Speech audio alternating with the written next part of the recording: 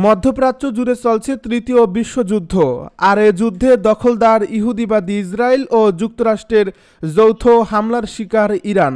আমাদের হাতে এসেছে এ যুদ্ধের গুরুত্বপূর্ণ আপডেট সংবাদের শিরোনাম। শুরুতেই থাকছে সৌদি আরবে যুক্তরাষ্ট্রের ঘাঁটিতে ইরানের হামলা, 12 মার্কিন সেনা নিহত। এদিকে ইরানের 2 পারমাণবিক স্থাপনায় ব্যাপক হামলা। আরও জানাবো যুক্তরাষ্ট্র ও ইসরায়েলের বিরুদ্ধে কখন হামলা শুরু হবে জানালো হুতি। এদিকে মার্কিন আগ্রাসনে সরাসরি জড়িত আমিরাতকে গুড়িয়ে দেওয়ার হুঁশিয়ারি ইরানে। সবশেষে জানিয়ে দিব হরমুজ প্রণালীকে ট্রাম্প প্রণালী বললেন মার্কিন প্রেসিডেন্ট।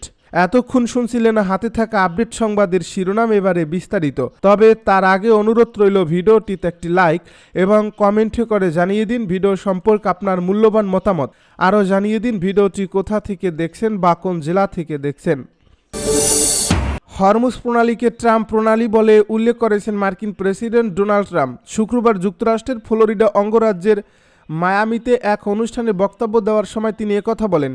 এ বক্তব্যে মধ্যপ্রাচ্য যুদ্ধ প্রসঙ্গে ট্রাম্প বলেন, ওদের ট্রাম্প প্রণালী খুলে দিতে হবে, মানে হরমুজ। পরপরই তিনি মজা করে বলেন, মাফ করবেন, আমি দুঃখিত, কি ভয়ানক ভুল। এরপর ট্রাম্প আবারও বলেন, ভুয়া খবরে বলা হবে। ডোনাল্ড ট্রাম্প ভুল করে বলেছেন, না, আমার ভুল হয়নি, খুব একটা নয়। ইরানকে খুব শীঘ্রই হরমুজ প্রণালী খুলে দিতে বলছেন ট্রাম্প, না হলে ইরানের বিদ্যুৎ কেন্দ্রগুলোকে ধ্বংস করে দেবেন বলেও হুমকি দিয়েছেন। এরই মধ্যে দেশটির জ্বালানি অবকাঠামোগুলোয় হামলা আরও 10 দিন স্থগিত করার ঘোষণা দিয়েছে ট্রাম্প। তার মতে যুদ্ধ বন্ধে তেহরানের সঙ্গে ওয়াশিংটনের আলোচনা চলছে, তাই হামলা বন্ধ থাকবে। এই হামলা স্থগিত রাখার কথা বললেও শুক্রবারের অনুষ্ঠানেই ট্রাম্প বলেছেন, আঘাত হানার জন্য ইরানে এখনও 3,554টি লক্ষ্যবস্তু যুক্তরাষ্ট্রের তালিকায় রয়েছে। সেগুলোতে খুব শীঘ্রই হামলা চালানো হবে। ইরান এক সময় শক্তিশালী এক দেশ থাকলেও এখন একদমই শক্তিশালী নয়। মার্কিন আগ্রাসনে সরাসরি জড়িত আমিরাতকে গুড়িয়ে দেওয়ার হুঁশিয়ারি ইরানের। ইসরায়েল ও যুক্তরাষ্ট্র যৌথভাবে ইরানে যে আগ্রাসন চালাচ্ছে, এতে সংযুক্ত আরব আমিরাত সরাসরি জড়িত বলে তেহরান বিশ্বাস করে।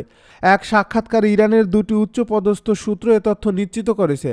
তারা বলছে, আমিরাত ইরান বিরোধী মার্কিন ইসরায়েলি যুদ্ধে সক্রিয় ভূমিকা পালন করছে। কোনো ধরনের স্থল অভিযান শুরু হলে আমিরাতের রাষ্ট্রীয় সম্পদের উপর ব্যাপক হামলা চালানো হতে পারে বলে তারা সতর্ক করছে। 1 মাস ধরে চলা এই সংঘাত বিশ্ববাজারকে বিপর্যস্ত করে তুলছে। এই পরিস্থিতিতে মার্কিন প্রেসিডেন্ট ডোনাল্ড ট্রাম্প হরমুজ প্রণালীর কৌশলগত দ্বীপগুলো দখলের জন্য স্থলসেনা ব্যবহারের বিষয়টি বিবেচনা করছেন, যাতে জ্বালানি সরবরাহে ইরানের বাধা দেওয়ার সক্ষমতা খর্ব করা যায়। বিশেষ করে খারক দ্বীপ এবং প্রণালীর উপর নজরদারি রাখা কেশম দ্বীপের উপর বিশেষ গুরুত্ব দেওয়া হচ্ছে। ধারণা করা হচ্ছে এ ধরনের হামলা উপসাগরীয় আরব দেশগুলোতে অবস্থিত মার্কিন ঘাঁটিগুলো থেকে পরিচালিত হতে পারে। ইতিমধ্যে এসব দেশ ইরানি পাল্টা হামলার শিকার হয়েছে, যা মূলত ইরান জুড়ে মার্কিন ইসরায়েলি হামলার প্রতিক্রিয়া ছিল। ওয়াশিংটন ও তেল আবিবের হামলায় এখন পর্যন্ত অন্তত 1900 জন নিহত হয়েছে। এদিকে উপসাগরীয় আরব দেশগুলোতে ইরান বিরোধী মনোভাব বাড়ছে, কারণ ইরানের পাল্টা হামলায় সেসব দেশের বিভিন্ন গুরুত্বপূর্ণ লক্ষ্যবস্তু ও জ্বালানি অবকাঠামো ক্ষতিগ্রস্ত হয়েছে। ইসরায়েলের ঘনিষ্ঠ মিত্র আমিরাত থেকে বিশেষভাবে আক্রমণাত্মক বক্তব্য আসছে। যুক্তরাষ্ট্র নিযুক্ত আমিরাতের রাষ্ট্রদূত এই সপ্তাহে ওয়াল স্ট্রিট জার্নালে একটি কলামে লিখেছেন যে কেবল একটি যুদ্ধবিরতি যথেষ্ট হবে না, বরং যুদ্ধবিমান পক্ষগুলোর উচিত এমন একটি চূড়ান্ত পরিণতির দিকে যাওয়া যা ইরানের সব ধরনের হুমকি নির্মূল করবে। এমনকি ওয়াল স্ট্রিট জার্নাল প্রতিবেদন করছে যে কিছু উপসাগরীয় আরব দেশ ইরানের উপর মার্কিন ইসরায়েলি হামলায় যোগ দেওয়ার কথা বিবেচনা করছে। তবে ইরানের একজন সিনিয়র নিরাপত্তা কর্মকর্তার মতে, তেহরানের নেতারা এখন বিশ্বাস করেন যে এই যুদ্ধের শুরু থেকেই সক্রিয় ভূমিকা পালন করছে। ওই কর্মকর্তা জানান, ইরানি নেতৃত্ব আবুধাবির প্রতি কয়েক সপ্তাহের সহনশীলতা শেষ করার সিদ্ধান্ত নিয়েছে। তারা এই সিদ্ধান্তে পৌঁছেছে যে আমিরাতের ভূমিকা কেবল মার্কিন সামরিক স্থাপনা পরিচালনা করার মধ্যেই সীমাবদ্ধ নেই। ওই কর্মকর্তা বলেন, ইরানি গোয়েন্দা সংস্থাগুলোর বিশ্বাস করে যে তাদের নিজস্ব কিছু বিমান ঘাঁটিও ইরানের বিরুদ্ধে অপারেশনের জন্য উন্মুক্ত করে দিয়েছে। তিনি আরও জানান, আবুধাবি এ অঞ্চলে ইসরায়েলি স্বার্থ রক্ষার একটি উন্নত প্ল্যাটফর্ম হিসেবে কাজ করছে। তার দাবি অনুযায়ী এর মধ্যে প্রতারণামূলক অভিযান অন্তর্ভুক্ত ছিল, যেমন ওমান এবং অন্য অন্তত একটি দেশে ইসরায়েলের ছদ্মবেশী হামলা, যাতে সেগুলোকে ইরানের কাজ বলে মনে হয়। তিনি বলেন, তেহরান মূল্যায়ন করছে যে সহযোগিতার অংশ হিসেবে ইউএইর ভেতরে উন্নত এআই অবকাঠামো ব্যবহার করে মার্কিন ও ইসরায়েলি লক্ষ্যবস্তু নির্ধারণের জন্য তথ্য সংগ্রহ ও বিশ্লেষণ করা হয়েছে, যার মধ্যে ইরানি ব্যক্তিত্ব ও স্থাপনার তথ্য রয়েছে। ওই কর্মকর্তা আরও যোগ করেন যে আমিরাতের ভূখণ্ড থেকে ইরানি জাহাজ, ছোট নৌকা বা উপকূলীয় অঞ্চলে যে কোনো আক্রমণকে এখন তেহরান একটি বড় ধরনের উস্কানি হিসেবে গণ্য করবে, যার কঠোর জবাব দেওয়া হবে। ইরানের এক পৃথক সিনিয়র কূটনৈতিক কর্মকর্তা জানান, তেহরান বিশ্বাস করে একটি মার্কিন স্থল অভিযান এখন আসন্ন হতে পারে। তিনি বলেন, রাশিয়া সহ ইরানের মিত্র দেশগুলোর তথ্যের ভিত্তিতে করা গোয়েন্দা মূল্যায়ন ইঙ্গিত দিচ্ছে যে ইউএই থেকে এই হামলা চালানো হতে পারে। গত সপ্তাহে ট্রাম্প হুমকি দিয়েছিলেন যে ইরান যদি হরমুজ প্রণালী খুলে না দেয়, যেখান দিয়ে বিশ্বের 30% তেল পরিবহন করা হতো, তবে তিনি ইরানের বিদ্যুৎ কেন্দ্রগুলো ধ্বংস করে দেবেন। তবে এরপর থেকে তিনি দুবার এ হামলা পিছিয়ে দিয়েছেন। কারণ হিসেবে ইরানের সঙ্গে একটি চুক্তির আলোচনার কথা বলা হয়েছে বা বোমা বর্ষণ বন্ধ করবে, যা তেল সরবরাহ পুনরায় স্বাভাবিক করবে। যুক্তরাষ্ট্র ও ইসরায়েলের বিরুদ্ধে কখন হামলা শুরু হবে জানালো হুতি। মধ্যপ্রাচ্যে চলমান উত্তেজনার মধ্যে নতুন করে হুঁশিয়ারি দিয়েছে ইয়েমেনের সশস্ত্র গোষ্ঠী হুতি। তারা জানিয়েছে, নির্দিষ্ট 3টি পরিস্থিতি তৈরি হলেই যুক্তরাষ্ট্র ও ইসরায়েলের বিরুদ্ধে সরাসরি সামরিক হামলা শুরু করবে।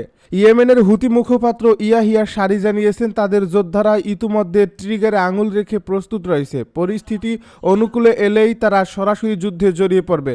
তিনি জানান, 3টি শর্ত পূরণ হলে হুতিরা সরাসরি হামলা শুরু করবে। প্রথমত, যুক্তরাষ্ট্র ও ইসরায়েলের সঙ্গে নতুন কোনো দেশ যদি ইরানের বিরুদ্ধে যুদ্ধে যোগ দেয়। দ্বিতীয়ত, ইরান বা অন্য কোনো মুসলিম দেশের বিরুদ্ধে এই হামলায় লোহিত সাগর ব্যবহার করা হয়।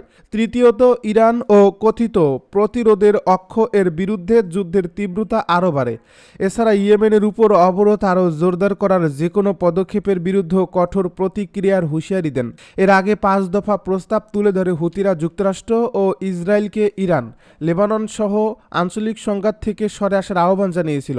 তাদের দাবি, চলমান এই সামগ্রিক আগ্রাসন অন্যায়, নিপীড়নমূলক এবং বৈশ্বিক স্থিতিশীলতার জন্য হুমকি।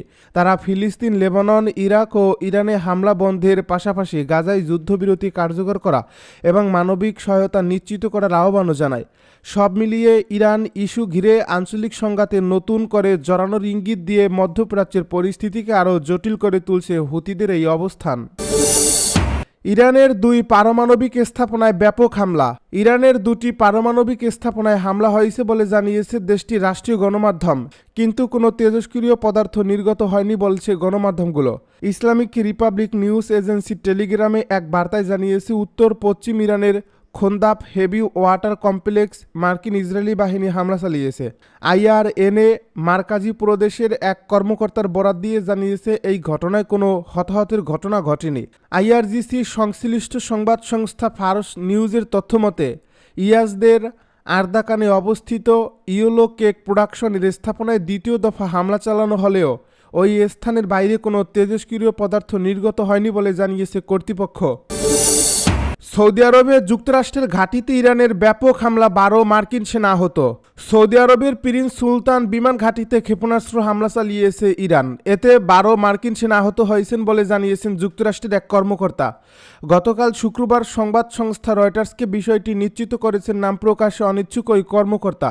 সূত্রের তথ্য অনুযায়ী এই হামলায় ঘাঁটিতে থাকা অন্তত একটি সামরিক উড়োজাহাজ ক্ষতিগ্রস্ত হয়েছে। আহত সেনাদের মধ্যে 2 জনের অবস্থা সংকটপূর্ণ। এ নিয়ে মধ্যপ্রাচ্য যুদ্ধ শুরুর পর থেকে এই হামলায় যুক্তরাষ্ট্রের অন্তত 303 সেনা আহত হলেন।